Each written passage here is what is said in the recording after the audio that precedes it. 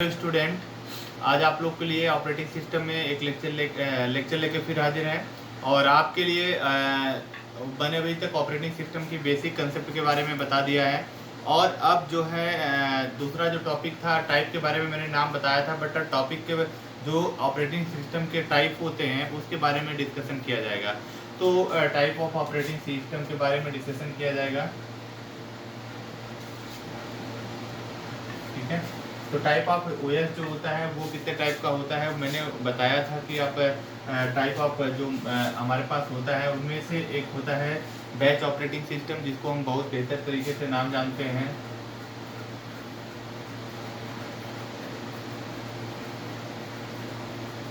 एक batch operating system, दूसरा है मल्टीटास्किंग,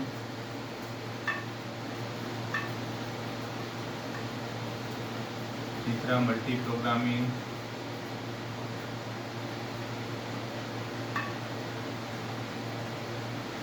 चौथा है आपका नेटवर्क ओएस,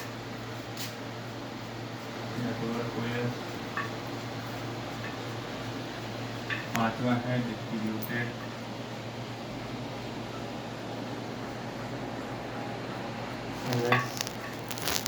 और इसके बाद आपका मल्टी प्रोसेसर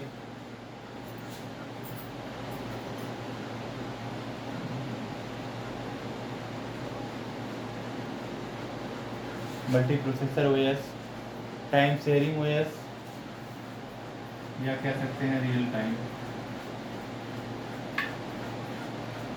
बहुत सारे ओएस होते हैं, बट हम डिस्कशन आपका कर रहे हैं कि batch operating system, multitasking OS और multi programming OS, network OS और distributed OS, multi processor OS, real time OS.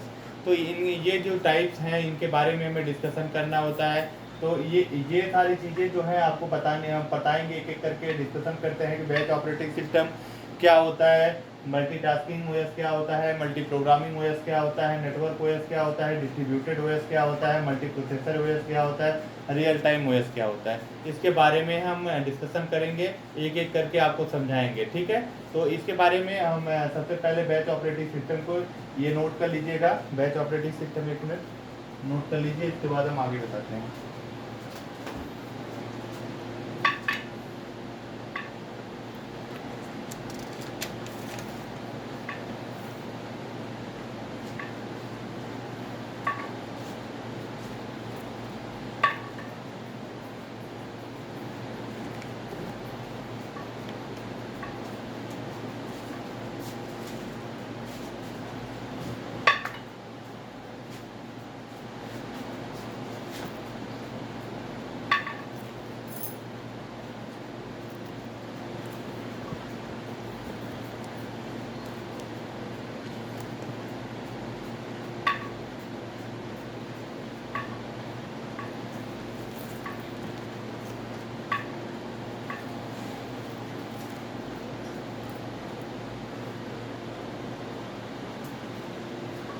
आप लोगों ने नोट कर लिया होगा, बैच ऑपरेटिंग सिस्टम के बारे में डिस्कशन करते हैं, ठीक है। तो बैच ऑपरेटिंग सिस्टम हमारा क्या होता है, फिर एक एक करके हम सबका करेंगे, लेकिन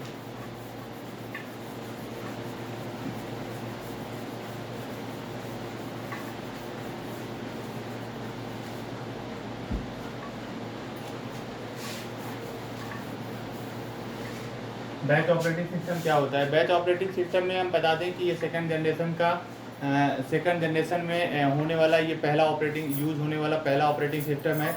इस ओएस में हम इंड यूजर एंड कंप्यूटर के बीच में कोई इंटरेक्शंस नहीं होता है। मतलब कि हम कह सकते हैं कि जो बैच ऑपरेटिंग सिस्टम का नाम है वो सेकंड जनरेशन में यूज़ किया जाने वाला सबसे पहला ऑपरेटिंग सिस्टम है। ओएस जो होता है, ऑपरेटिंग सिस्टम जो होता है, इंड यूजर और कंप्यूटर के बीच में कोई डायरेक्ट इंटरेक्शंस नहीं होते थे। तो बात ये थी कि यूजर के बीच में इंटरेक्शंस होते कैसे थे। तो इनके जो इंटरेक्शंस होने का जो प्रोसेस था वो था एक जॉब के थ्रू इंटरेक्शन होना।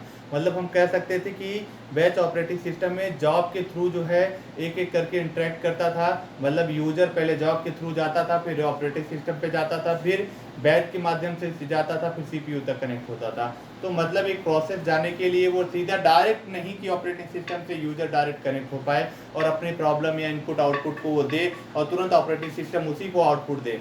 मतलब कि यूजर द्वारा दिया हुआ इनपुट कहाँ है, कैसे है, ये चीज़ें क्लियर नहीं होती थी। तो ये चीज़ें ज़्यादा ज़रूरी है कि बैच ऑपरेटिंग सिस्टम में मतलब कि हम कोई भी प्रोसेस करते थे, उस प्रोसेस में हमारा क्या मतलब आउटपुट कैसा आएगा, कि फेल हो जाएगा कि नहीं होगा, इसके बारे में कोई क्लियरिटी नहीं रहती थी। तो इसका जो एक डायग्राम है, जैसे यूजर कंसेप्ट होता था,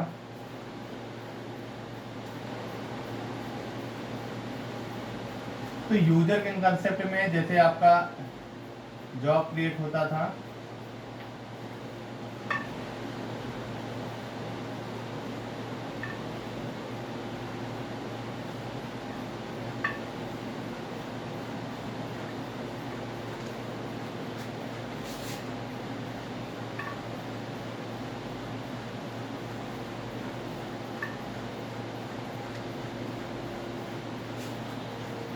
मतलब हम कह सकते थे कि जो हमारे पास एक यूज किया जाने वाला एक ऑपरेटिंग सिस्टम था, बैच ऑपरेटिंग सिस्टम और सेकंड जनरेशन में, तो उसमें हमारे पास क्या था कि यूजर था, यूजर के बाद जॉब एक स्पेसिफिक प्रोसेस रहता था जिसके द्वारा हम डायरेक्ट ओएस तक इंटरेक्ट नहीं, यूजर के बीच में एक पार्टिसिपेशन प्रोसेस रहता था जिसके द्वारा हम यहाँ तक इंटरेक्ट होते थे। तो यूजर का जो कंसेप्ट था वो ओएस के लिए डायरेक्ट इंटरेक्ट नहीं होने का, डायरेक्ट इंटरेक्ट नहीं होता था, और ओएस भी सीपीयू तक के भी डायरेक्ट इंटरेक्ट नहीं होता था, बैच में बैच प्रोसेस लगाना पड़ता था। तो ये जो प्रोसेस पूरा बैच ऑपरेटिंग सिस्टम का रहता था, तो उसमें ये आप जानते रहिएगा कि मैं एक नॉर्मल आपको अंतर बताते जाता हूँ कि इनका जो सेकंड जनरेशन में सबसे ज़्यादा पॉपुलर यूज़ होने वाला ये ऑपरेटिंग सिस्टम था, और जिसमें ओएस से सीधा इंड यूज़र और कंप्यूटर के बीच में डायरेक्ट इंटरेक्शंस नहीं होते थे। किसी भी इनपुट डाटा को कंप्यूटर में प्रोसेस करने के लिए यूज़र को जॉब फॉर्म कनेक्ट करना पड़ता था, मतलब जॉब फॉर्म का यूज जरूरी होता था, मतलब जॉब फॉर्म की विदाउट यूजर ओएस से कनेक्ट नहीं होता था। ये इसका सबसे बड़ा काम है। ठीक है, एडवांटेज के तौर पे हम देख लें तो ये ऑटोमेटिक जॉब सीक्वेंसिंग टेक्निक्स का प्रयोग किया जाता था, ये बेहतर है इसके लिए, और इसमें एक से ज़्यादा यूजर को हम बैच सिस्टम में शेयर कर सकते थे, मतलब हम यूजर में जो होता था बैच सिस्टम के द्वारा शेयर किया जा सकता था, मतलब ओएस में आता था चाहे 3 बैच 4 बैच जैसे भी बनता था उसको हम डायरेक्ट शेयर किया जा सकता था। तो बैच ऑपरेटिंग सिस्टम जो ऑपरेटिंग ओएस का पहला ऑपरेटिंग सिस्टम माना जाता है, सेकंड जनरेशन का पहला ऑपरेटिंग सिस्टम माना जाता है।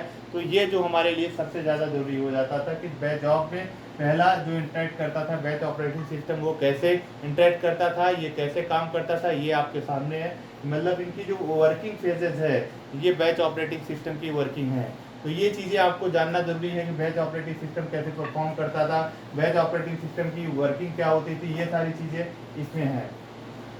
इसकी एडवांटेज के तौर पे कि हम जान सकते थे कि इनमें एडवांटेज क्या होता था, जैसे कि हम कोई भी एडवांटेज के तौर पे हम देखना चाहते थे, तो जैसे हम कोई जॉब को सिंगल बैच में कर देने पर, जैसे हम कोई जॉब होता था तो सिंगल बैच में कर देने पर वो ऑपरेटर के लिए एक जॉब सेटअप टाइम क्रिएट कर देता था, मतलब कि जैसे कि जो जॉब का एक सेटअप टाइम होता था वो कम हो जाता था, और जैसे कि समान जॉब के शेड्यूलिंग सिंगल बैच होता था या कर देने पर वो ऑपरेटर के साथ कम टाइम में एग्जीक्यूट करा लेता था।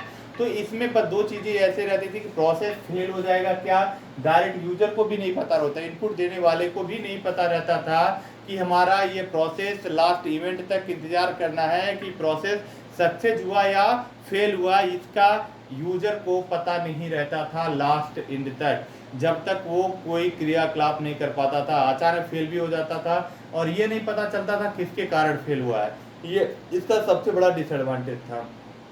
तो हम कह सकते हैं कि इसका जो सबसे बड़ा डिसएडवांटेज था वो हमारे लिए सबसे ज़्यादा प्रॉब्लम क्रिएट करता था, और वो हमारे लिए सबसे ज़्यादा दिक्कत होती थी। जॉब प्रोसेसिंग फेल हो जाना, बीच में इनपुट आउटपुट को किसी भी इवेंट का इंतजार करना होता था, तो वो जो हमारे पास डिसएडवांटेज होते थे, यूजर और जॉब के बीच इंटरेक्ट ना होना, ये यूजर और ओएस के बीच में इंटरेक्ट ना होना, ये सबसे बड़ा डिसएडवांटेज रहता था। तो बैच ऑपरेटिंग सिस्टम में यही सबसे बड़ी चीज़ें होती थी कि हार्ड रियल टाइम और सॉफ्ट रियल टाइम की बात तो हम अभी बाकी करेंगे दूसरे में, लेकिन बैच ऑपरेटिंग सिस्टम की वर्किंग यही है।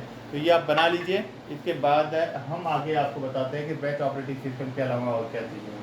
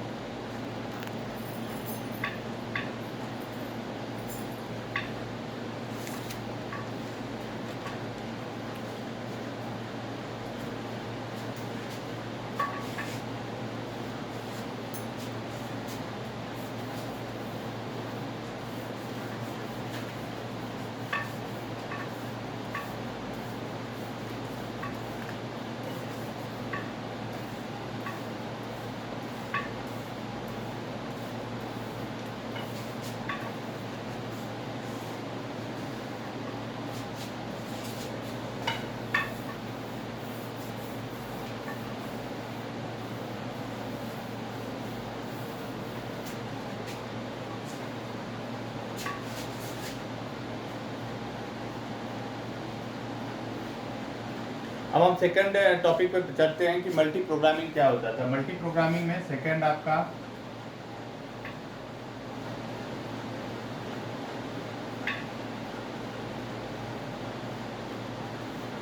अब ये नाम तो जाना पहचाना हुआ है कि मल्टी प्रोग्रामिंग क्या होता था। एक से अधिक जो प्रोसेस होते थे उस पर प्रोग्राम होते थे, उसको एग्जीक्यूट करने के लिए हम मल्टी प्रोग्रामिंग का यूज़ करते थे या मल्टी प्रोसेस का यूज़ करते थे। तो मतलब हम कह सकते हैं कि मल्टी प्रोग्रामिंग क्या होता था, एक से अधिक प्रोग्रामिंग को एग्जीक्यूट कराना, ये एक मल्टी प्रोग्रामिंग होता है, ये सबको पता है। तो मल्टी प्रोग्रामिंग की जो यूजेस या वर्किंग फेज है वो क्या क्या चीज़ें कन्वर्ट करती हैं, क्या नहीं करती हैं, वो कैसे इंटरेक्ट रहती थी, तो वो सीधा एक जॉब के थ्रू जो है सेकेंडरी स्टोरेज जो होता था वो सीधा एक जॉब के थ्रू सीधा सीपीयू से कनेक्ट होता था। तो मल्टी प्रोग्रामिंग में ये होता था कि जॉब 1 जॉब 2 जॉब 3 के द्वारा सीक्वेंस में होता था, तो सीपीयू यदि इंटरेक्ट सेकंड प्रोसेस पे रहता था तो थर्ड और फोर्थ और five waiting of the process में रहता था, अपने आप एग्जीक्यूट प्रोसेस में रहता था। मतलब मेमोरी में मौजूद जितने भी रहते थे प्रोसेस वो दूसरे प्रोग्राम को वो अपने इंतजार नहीं करना पड़ता था, वो आसानी के साथ एग्जीक्यूट हो जाते थे। कहने का मतलब ये होता था कि ये जॉब के प्रोसेस में 1 से लेकर 5, एक एग्जांपल के तौर पे एक हम बता देते हैं आपको इसका स्ट्रक्चर।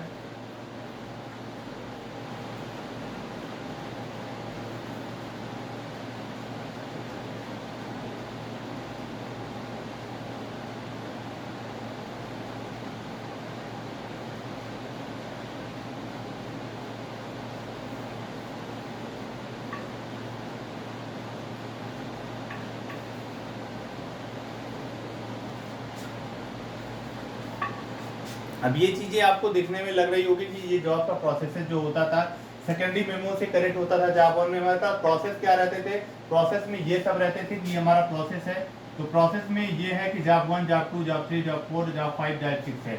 तो सीपीयू हमारा जॉब 2 तक कंप्लीट कर लिया है, तो हमारे पास ये 3 से लेकर 4 तक in the waiting of the process में है, लेकिन इसको इंतजार नहीं करना पड़ेगा, टाइम के अकॉर्डिंग वो आसानी के साथ एग्जीक्यूट प्रोसेस में लगातार रहेगा। 2 हुआ तो 3 हो जाएगा, 3 के बाद 4 हो जाएगा, 4 के बाद 5 हो जाएगा, 5 के बाद 6।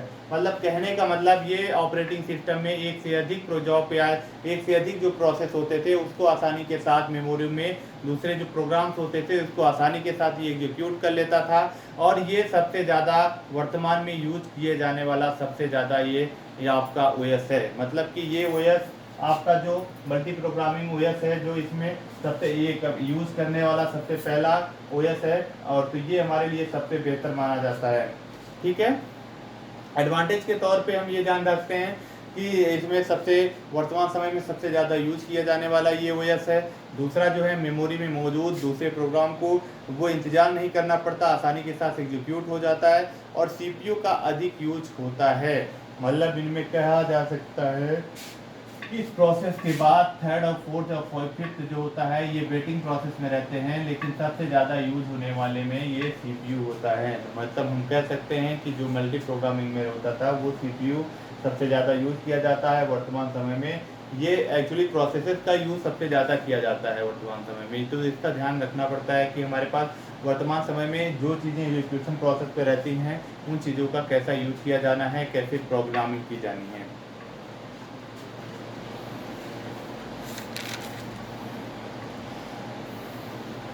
और जैसे इसमें एक अभी तो इसके बारे में बता रहे थे, तो जो प्रोसेस इतना होता था इसमें डिसएडवांटेज के तौर पे हम बता सकते हैं कि डिसएडवांटेज क्या होता था। डिसएडवांटेज में हम बता सकते हैं कि ये फ्रेगमेंटेशन ऑफ मेमोरी, जो हमारे पास मेमोरी फ्रेगमेंटेशन होती थी वो एक प्रॉब्लम हो जाती थी। जो हमारे फ्रेगमेंटेशन या मेमोरी का डिस्ट्रीब्यूशन होता था, मेमोरी में जो हमारे पास एमबी या इन सब चीज़ों का डिस्ट्रीब्यूशन होता था उसमें ये प्रॉब्लम क्रिएट होता था मल्टी प्रोग्रामिंग की, कितना जीबी ये लेगा, कितना प्रोसेस ये लेगा, कितना एमबी ये लेगा, कितना केबी ये लेगा, ये चीज़ों में मतलब मेमोरी फ्रेगमेंटेशन की प्रॉब्लम क्रिएट होती थी। ये इसका सबसे बड़ा डिसएडवांटेज था। और अधिक प्रोग्राम को प्रोसेस करने के लिए शेड्यूलिंग करना कठिन होता था। मतलब कि हम इसमें शेड्यूलिंग कर क्या होता था, हम इसमें शेड्यूलिंग जो प्रोसेस होती थी कि जॉब के टाइम के अकॉर्डिंग हम शेड्यूलिंग जो कर लेते थे, तो ये हमें ये बहुत कठिन होता जाता था, हम आसानी के साथ कर नहीं सकते थे। और इसका जो सबसे बड़ा है कि मेन मेमोरी को मैनेजेबल प्रोसेस होता था, ये मेन मेमोरी को आसानी के साथ मैनेज करता था। तो ये हमारा सबसे बड़ा मल्टी प्रोग्रामिंग ओएस है जो job 1 job 2 job 3 job 4 job 5 job 6 है। सेकेंडरी मेमोरी है जिसमें हम यूज़ करते हैं। एडवांटेज के तौर पे हमने बताया। डिसएडवांटेज में क्या होता है, मेमोरी फ्रेगमेंटेशन होता है। और इसमें और दूसरी चीज़ें मैंने बताया कि आपका अधिक ऐसे प्रोग्राम को प्रोसेस करने के लिए शेड्यूलिंग करना कठिन हो जाता है। मतलब हम एक से ज़्यादा जब हम प्रोसेस या 7 या 8 चीज़ों को हम करते हैं तो उसमें हम प्रोसेस की शेड्यूलिंग करना हमारे लिए प्रॉब्लम क्रिएट हो जाती है। तो इसके बाद जब हम मेमोरी में जो और मेन मेमोरी को हम आसानी के साथ इसमें मैनेज करते हैं तो उसमें प्रॉब्लम क्रिएट होती है। तो ये हमारा डिसएडवांटेज रहा है। और इसके लिए मल्टी प्रोग्रामिंग बस इतना आप जानते रहिएगा, एक से अधिक प्रोसेस का हम एग्जीक्यूशन प्रोसेस में रखते हैं। और ये हमें ये चीज़ें नहीं बतानी पड़ती कि हमें कौन से एग्जीक्यूशन, जितने प्रोसेस यूज़ किए जाते हैं वो आसानी के साथ एग्जीक्यूट होते रहते हैं। तो ये हमारे लिए मल्टी प्रोग्रामिंग हो गया। अब हम चलते हैं तीसरे वाले पे।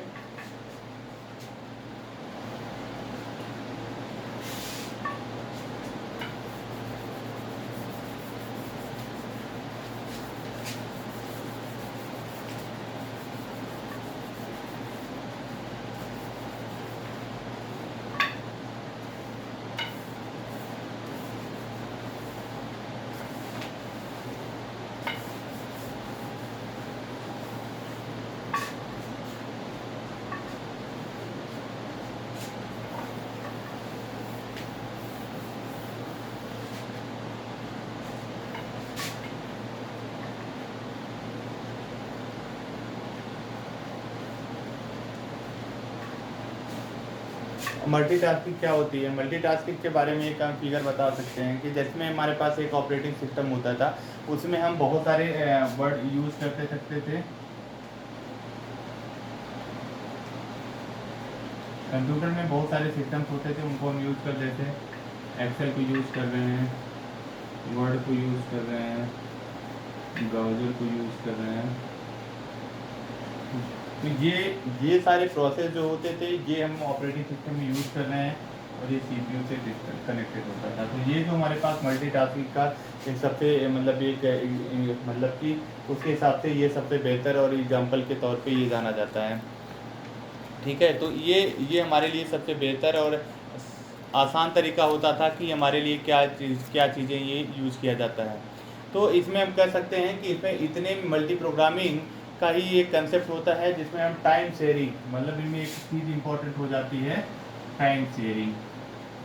ठीक है, तो टाइम शेयरिंग का जो एक कंज्यूमिंग होती थी ये हमारे लिए इंपॉर्टेंट हो जाता था। कि मतलब हम कह सकते थे कि मल्टीटास्किंग मल्टी प्रोग्रामिंग की तरह ही कंसेप्ट पर काम करता है, लेकिन इसमें एक सबसे बड़ा इंपॉर्टेंट रोल हो जाता है टाइम शेयरिंग का। तो टाइम शेयरिंग जो हमारे लिए बहुत इंपॉर्टेंट हो जाता है वो कैसे यूज़ किया जाता है, कैसे नहीं यूज़ किया जाता, इसके बारे में हम आपको बता रहे हैं। कि बैच जो हमारे पास, जैसे इसमें कह सकते हैं कि इसमें हमारे पास एक्सेल है, वर्ड है और ब्राउज़र है जो ऑपरेटिंग सिस्टम सीपीयू के द्वारा यूज़ किया जाने वाला है। इनमें सबसे बेहतर चीज़ें ये होती है कि इसमें एडवांटेज के तौर पे हम क्या देखते हैं, डिसएडवांटेज के तौर पे क्या देते हैं। इसमें सबसे बड़ा वर्किंग टाइम ये होती है कि टाइम शेयरिंग के द्वारा हमारे सारे डाटा, जैसे हमें कहा जाता है कि हम इसमें एक रिस्पॉन्स टाइम काफ़ी बेहतर होता है। मतलब हमें कहा गया कि इतने टाइम में ये एग्जीक्यूट हो जाएगा तो वो उतने टाइम में एग्जीक्यूट हो जाएगा।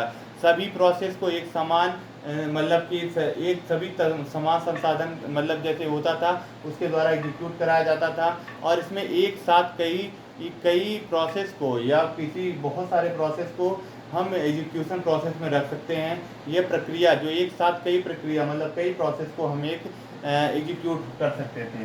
तो वो टाइमिंग शेयरिंग के द्वारा होता था कि टाइम फिक्स रहती कि इतने टाइम में, जैसे हम कोई काम अब करते हैं तो उसके द्वारा हमें ये पता रहता है कि हमारे पास ये फाइल वर्ड की, जैसे हमने कोई फाइल सेंड कर दिया तो हमें ये पता है कि 30 मिनट्स या 20 मिनट्स में हमारी ये फाइल सेंड हो जाएगी।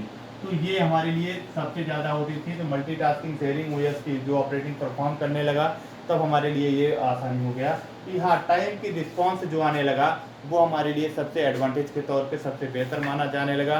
और multitasking with OS operating system वर्तमान समय में कहा जा सकता है। तो मल्टीटास्किंग का यूजेज ही सबसे ज़्यादा बेहतर ऑपरेटिंग सिस्टम के लिए जाना जाता है। तो ये कह सकते हैं कि एक्सेल पॉइंट, वर्ड और ब्राउज़र बहुत सारे हैं। ऐसा नहीं है कि ये यही दोनों चीज़ें कंप्यूटर को ऑपरेट करते हैं या बहुत सारी चीज़ें हैं, लेकिन इनमें जो होता है एक्सेल है, वर्ड है, ब्राउज़र है जो ऑपरेटिंग सिस्टम को और सीपीयू के द्वारा कनेक्ट किया जाता है। तो इनमें सबसे बड़ी ये चीज़ें रिस्पॉन्सिबल है कि मल्टीटास्किंग ओएस क्या होता है। ठीक है, और ये एक बेसिक कंसेप्ट अभी मैं बता रहा हूँ, जब आपको इन चीज़ों के बारे में टॉपिक आता है अलग से लिखने के लिए, तो अभी ऐसे कुल क्वेश्चन आया था टाइप ऑफ ओएस, तो हम इसमें थोड़ा थोड़ा बेसिक आपको बता देते हैं, तो ये आपके लिए क्लियर हो जाएगा कि मल्टीटास्किंग क्या होती है, मल्टीटास्किंग क्या होती है, मल्टी प्रोग्रामिंग क्या होती है, बैच क्या होता है, डिस्ट्रीब्यूटेड क्या होता है, मतलब सबके बारे में थोड़ा थोड़ा हम बताने की कोशिश कर रहे हैं, और धीरे धीरे सबको आपको एक एक करके आपको रिस्पॉन्स करेंगे, ठीक है।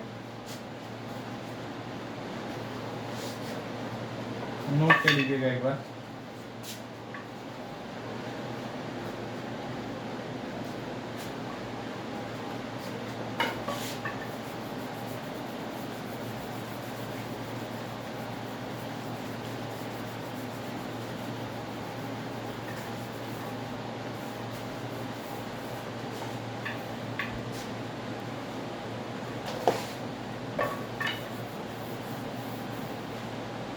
मल्टीटास्किंग के बाद आता है डिस्ट्रीब्यूटेड आपका सिस्टम, डिस्ट्रीब्यूटेड ओएस।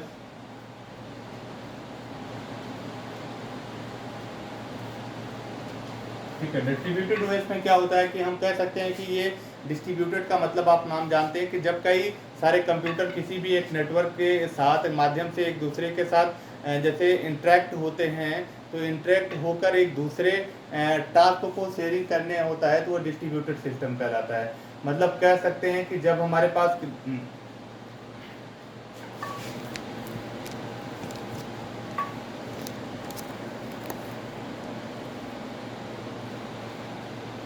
ये डिस्ट्रीब्यूटेड में हम कह सकते हैं कि जब हम कोई सारे कंप्यूटर को किसी एक नेटवर्क के माध्यम से, डिस्ट्रीब्यूटेड में एक चीज़ होती है कि जब हम सारे कंप्यूटर को किसी एक नेटवर्क के माध्यम के साथ आपस में इंटरेक्ट करते हैं, कि इंटरेक्ट होकर दूसरे टास्क टाइम शेयरिंग, मतलब कि हम कह सकते हैं कि जो टास्क का शेयर करना होता था वो करते हैं, तो वो हमारा डिस्ट्रीब्यूटेड सिस्टम होता है। मैं दूसरी भाषा में हम समझा सकते हैं कि जैसे हमारे पास एक डिस्ट्रीब्यूटेड है, तो ये हमारे पास ये नेटवर्क है, ठीक है, नेटवर्क है या आपका, तो यहाँ पर जो हमारे पास एक सीपीयू की जो डिस्ट्रीब्यूटेड है, ये हमारे पास एक सीपीयू की मेमोरी है, ठीक, सीपीयू मेमोरी है, ये भी सीपीयू मेमोरी है, ये भी सीपीयू मेमोरी है, ये भी सीपीयू मेमोरी है, ठीक। तो ये जो नेटवर्क है, तो जब हम कई सारे कंप्यूटर को क्या करते हैं कि इनमें यूज़ करना होता है, तो हम इस पर सीपीयू मेमोरी, मतलब कि जैसे ये उसके एक टास्क शेयर कर देते हैं, मतलब हम इसके साथ ये यहाँ पर भी यूज़ कर सकते हैं, यहाँ पे भी शेयर कर सकते हैं, यहाँ पे भी, यहाँ पे भी मेरे पास ऑप्शन रिस्पॉन्स होते हैं। तो मतलब हम कह सकते हैं जो इनके दो टाइप्स होते हैं, मतलब कि डिस्ट्रीब्यूटेड के दो टाइप यूज़ किए जाते हैं, टू टाइप। पहला होता है क्लाइंट सर्वर, पहला होता है क्लाइंट सर्वर, ठीक है, और तो इसमें क्लाइंट सर्वर सिस्टम हो जाता है। दूसरा है आपका, पहला क्लाइंट सर्वर सिस्टम, दूसरा होता है क्लाइंट आपका पीयर टू पीयर।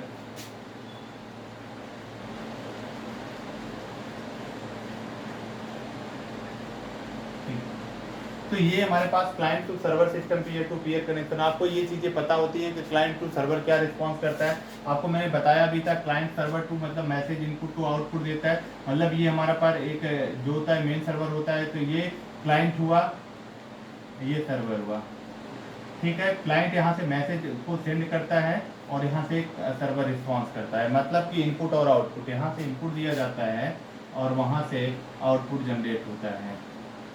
तो ये क्लाइंट और सर्वर का होता है, मतलब कि इंफॉर्मेशन को क्या काम होता है, इंफॉर्मेशन को उधर से इधर भेजना और उधर से इधर भेजना, जो हमारे पास क्लाइंट और सर्वर के बीच रिस्पॉन्सिबल होता था, वो चीज़ें हमारे लिए ज़्यादा जरूरी हो जाती थी। तो हमारे लिए जो इनपुट और इनपुट टू आउटपुट जाना, पीयर टू पीयर क्या होता था, कनेक्शन, जैसे यहाँ से एक कनेक्शन है, फिर जैसे एक कनेक्शन यहाँ से है, फिर दूसरा यहाँ से, तीसरा ऐसे पीयर टू पीयर कनेक्शन लगे होना। और ये हमारे लिए दोनों प्रकार की डिस्ट्रीब्यूटेड, मतलब कि इससे लगा है, तो ये हमारे पास ये दे रहे, यहाँ से हम कोई डाटा को यहाँ से शेयर कर सकते हैं, यहाँ से हम यहाँ से डाटा को टास्क को शेयर कर सकते हैं, प्रॉब्लम को यहाँ नहीं सॉल्व हो यहाँ, मतलब हम कह सकते हैं कि यदि यहाँ पर प्रॉब्लम आया तो इसको भी सेंड करेंगे, ये नहीं रिस्पॉन्ड दिया तो इसको, ये नहीं किया तो इसको, ये नहीं किया तो ये, हम अपने प्रॉब्लम टास्क को हम आसानी के साथ शेयर कर सकते हैं, वही हमारा डिस्ट्रीब्यूटेड ओएस होता है। यह मतलब कि हमारे पास डिस्ट्रीब्यूटेड ऑपरेटिंग सिस्टम के नाम से जाना जाता है। तो ये चीज़ें आपको आपको आसानी के साथ, जो client to server peer to peer जो कनेक्शन होता है वो उसके द्वारा ये रिस्पॉन्स करता है। ठीक है।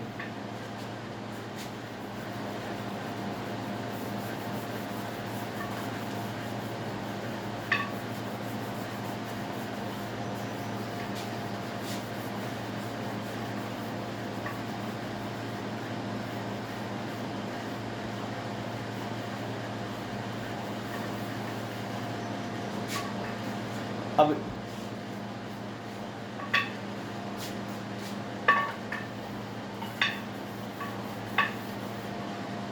अभी देख लीजिए नेटवर्क ऑपरेटिंग सिस्टम। अब नेटवर्क ऑपरेटिंग सिस्टम में क्या होता है, एक सर्वर हो जाता है, मेन सर्वर। अब यहाँ से हमारे पास क्या हो जाता है, क्लाइंट को डिस्ट्रीब्यूट करना, मतलब कि हमारे पास क्लाइंट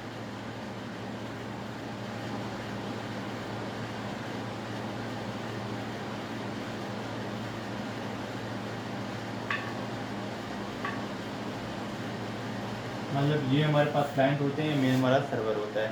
इसमें एक सर्वर होता है जिसमें दूसरे क्लाइंट से हम जुड़े होते हैं, एक दूसरे क्लाइंट से हम यहाँ पर जुड़े हुए रहते हैं। तो ये हमारे लिए एक प्रोसेस नेटवर्क ओएस का होता है। जो नेटवर्क ओएस में क्या होता है कि जिसमें एक सर्वर मेन सर्वर आपका हो जाता है, जिसमें हम क्या करते हैं कि सर्वर हमारा मेन होस्ट करता है और क्लाइंट उससे जुड़े हुए होते हैं। तो सारी चीज़ों का रिस्पांस एक सर्वर ही देता है। मतलब कि हम कह सकते हैं कि एक सीपीयू है, उससे 4 कंप्यूटर कनेक्टेड हैं, तो चारों का रिस्पांस जो है एक ही कंप्यूटर के माध्यम से मिलेगा। मतलब चारों की जो कंट्रोलिंग या वर्किंग फेजेस हैं उनके सारे चीज़ों को ये ऑपरेटिंग सिस्टम परफॉर्म करता है, जिसको हम नेटवर्क ओएस कहते हैं। मतलब कह सकते हैं कि दूर दूर जगहों पर भी हम बैठे हुए हैं जगहों से ही, और हमारा एक सर्वर ही कनेक्ट है। मतलब एक एग्जांपल के तौर पे कह सकते हैं कि हमारे पास 4 कंप्यूटर है, चारों 4 डिस्ट्रिक्ट में हैं, तो चारों अलग अलग डिस्ट्रिक्ट में काम हो रहे हैं और सर्वर हमने एक अपना बना रखा है। तो सर्वर चारों क्लाइंट के द्वारा कनेक्शन जो सर्वर पर काम करना है वो हमारा एक मेन सर्वर है, और चारों लोग अपना काम करेंगे तो उसी सर्वर पर अपडेट होगा।